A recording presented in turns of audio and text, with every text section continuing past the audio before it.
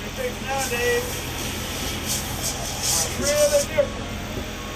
They're actually not made to be repaired, but you just have to learn how to repair them. I can fix any shoe. It doesn't make any difference. Any shoe, if I can't fix it, just throw it in the garbage. I left in one of the articles I read about you. Oh, it you said read? about a guy who came in looking for his shoes after Oh, months somebody. or something. Where did you read that? In the newspaper. Did you? Yep, and it said he was looking for his shoes and they'd been here for like 8 months, and he said, well, God, that's kind of a long time. He said, well, I was in prison. They had been here for 5 years. Well, no, 8 months. Oh my That God. sucker didn't show up for 5 years. And was still And looking for his shoes. He come in here like the shoes should have been right there for him. No, you didn't. No, you didn't, CBO. Didn't get me. No. You see me on the news, you dog. I gotta run. Yeah, you need to run. You need to damn run. I started fixing shoes in 1957. 1957. I've been here longer than that. That's when I started fixing shoes. I started out on Williams Avenue on the corner of Williams and Russell Street. What was the name of that shop? That was called, the fellow that taught me how to fix shoes, his name was Hardy, W.B. Hardy. And he taught me a lot. His name was W.B. Hardy. And we were on Williams Avenue when business was jumping on Williams. It used to be really busy. I was a church goer and he was a church goer. And so he said, did I want to learn how to fix shoes? And what I thought he wanted was a shine boy. And I don't do shine boy. Well, I don't mind shining a pair of shoes, but to just make that, because that's been a thing with black people, and that was the only job that they could get, and that wasn't worth, had no real character. But I don't downgrade a shine. I mean, everybody got to make a living if that's where they set their mind on, if they want to do that. But I had to do something better than that. So I either had to own the shop or fix shoes or something like that. Anyway, we got past that and he actually taught me how to fix shoes. And I made my living from it all these years. I worked from him from 79 to 60 and 61.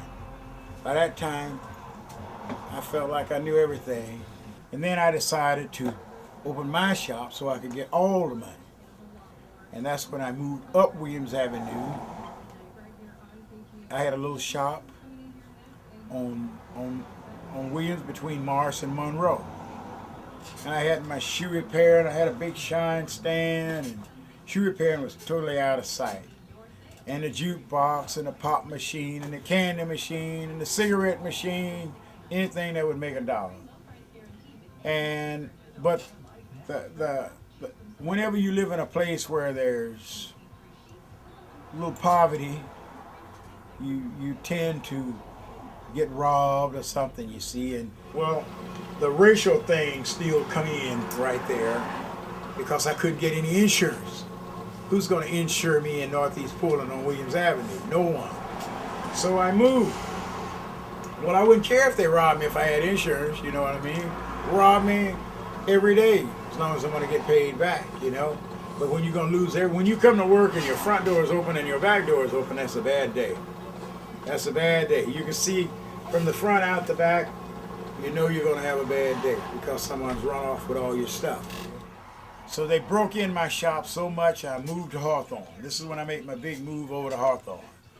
I moved out on Hawthorne, 37th and Hawthorne. And I could tell that the race thing still exists, you know.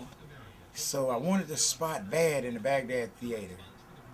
And I knew if I applied, this guy wasn't going to let me have it. So I had this friend who was a tax man. He rented it for me and put me on the lease, and so when the tax season was up, he left, I stayed. And the guy that I had problems with, we became good friends, and the racial problem thing disappeared.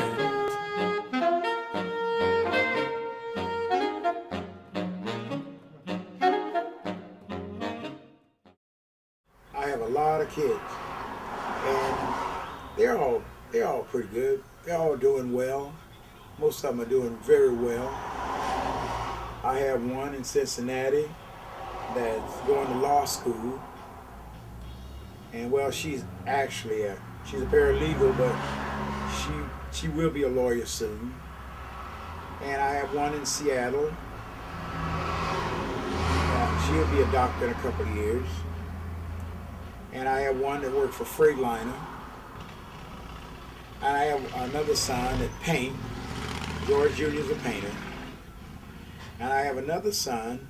Well, he was working for Nordstrom, but he just got a new job. I don't know what he's doing right now. Then Aaron is over here, and on 48th and Division. He fixed shoes.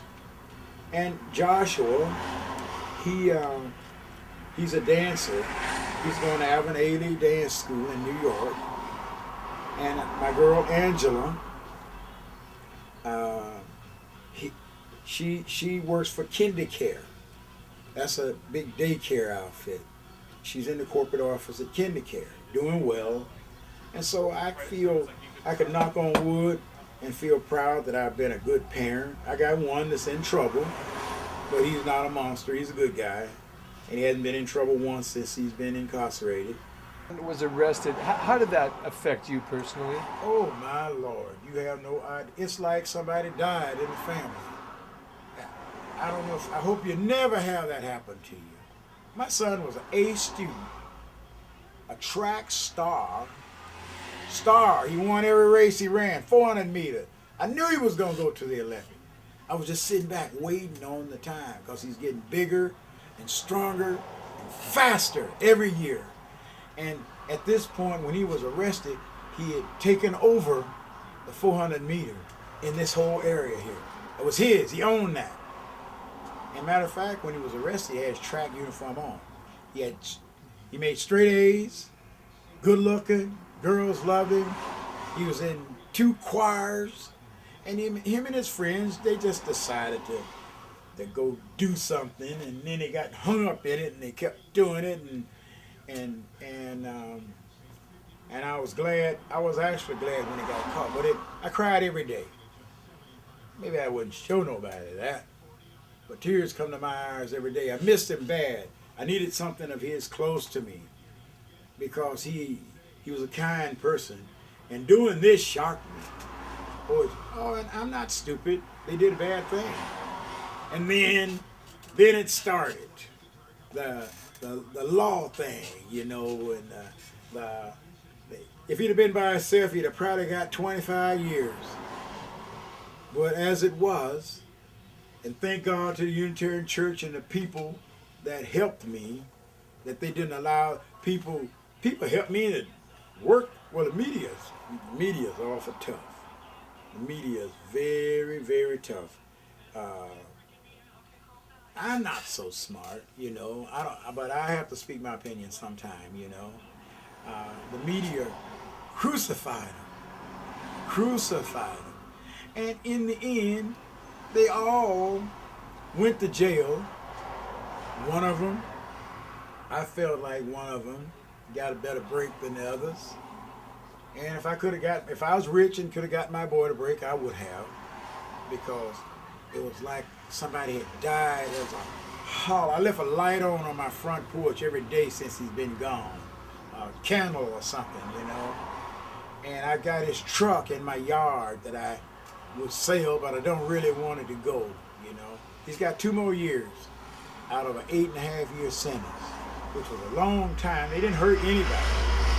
I see killings every day that probably won't get any more time than my boy got. And then, like, I've gone to meetings after meetings on crime and justice. We got a terrible justice system here in Oregon. I don't care who hear this part.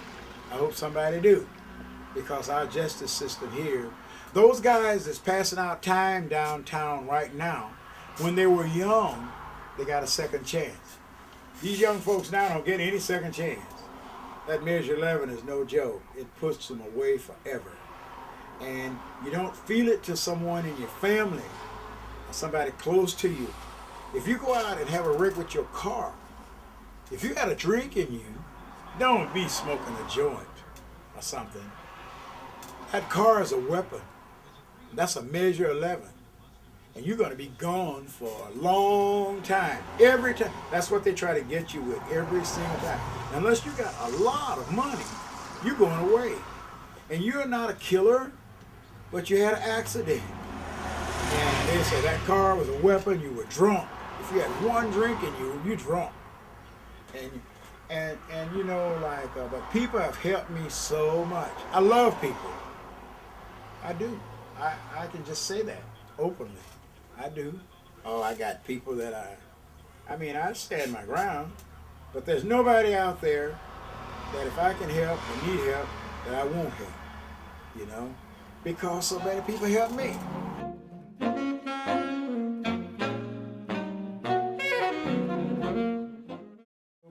I've got a lot of friends. I mean, I got I know a lot of people. I left here once and went on vacation. I went to Wichita, Kansas. I'd never been to Wichita, Kansas in my life. And I walked in a store and somebody said, "Hey, George." I swear, that was freaky. "Hey, George, what are you doing here?" God, that was back in the days when I smoked. I went in to get a package of cigarettes at a Piggly Wiggly. And somebody screamed down the hall, "Hey, George, what are you doing here in Wichita?" Damn, that's heavy. So, you know, I've spread out a little bit. I've spread out. And this is probably my best friend right here. This is him. Yeah. I just told him, they're fixing to interview you, man. You just come in trying to get interviewed. Well, I got to teach him. He's got to learn. It's taken me 50 years, but you've calmed down a little bit. The only thing he learned me was I can take days off from work and I don't have to worry about it. Well, he's really good at it.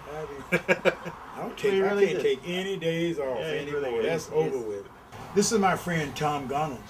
Hello. How you This guys is one of my best friends right here. He's here with me every day. Want to come on back? He know a few things about me that other people don't. When I first moved out here, but it don't bother me though. Shit. When I first moved up here on 47th Street, 1846 Southeast 47, shit, they had the police come to my house and said it was a burglar in the area. I said, hell, I live. You was the burglar. He was the burglar. Is that right? It was his right house. here. On 47th Street, 1846 Southeast 47, right up there. Yeah. On Monday night, there's no shoes fixed. We play dominoes on Monday night. Every Monday night for the last 15 years. I thought you would do that. I know you had it. Yeah, I knew. You didn't know I had it. You was hoping I didn't have it. I knew Tom didn't You have was it, hoping 'cause I he had- didn't have it. 'cause he had Did I two get my chances money? at it, Yeah. Yeah. You might want a parachute I ain't gonna because your take a plane's going down. My plane ain't going nowhere. My plane ain't going nowhere. Your partner's plane ain't going nowhere though. Partner's plane. Oh, shit. What? Let's lock this. Let's lock this shit up. Oh. No, that was your partner. He Hey. wasn't clever enough to spend. I've never seen nothing like Moses that. was slow coming off the mountain, but he was old. Oh yeah, he was kind of old. That was fine. I still don't know. I still ain't Yes, figured yes, it it was. Yes, it I was. still don't figure out why you don't go ahead on it and go the other way. Well, If you drop double ace, it's the same. I said, didn't you hear me say I should have got rid of the double A? Yeah. You touch then him you over, come back you lock and him give up. it to 2, you win the lock up too. Yeah. I just touched you. If you're scared, run. Give me the nickel. Listen. Okay. If they take off before I do, I'll be very sad. Yeah, boy. Yucky ducky. Yucky ducky.